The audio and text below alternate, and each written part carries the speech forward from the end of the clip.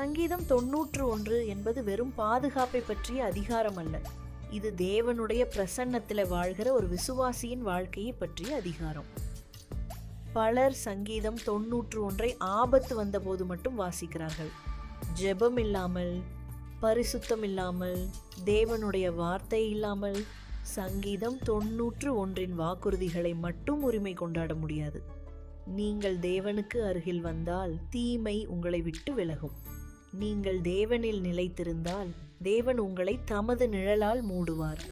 தேவனுடைய நிழலில் வாழ்கிறவன் உலகத்தின் இருளுக்கு ஒருபோதும் அடிமையாக மாட்டான். தேவன் தம்முடைய பிள்ளைகளுக்கு ஆயுளையும் தருகிறார், அதோடு நித்திய ரட்சிப்பின் நம்பிக்கையையும் தருகிறார்.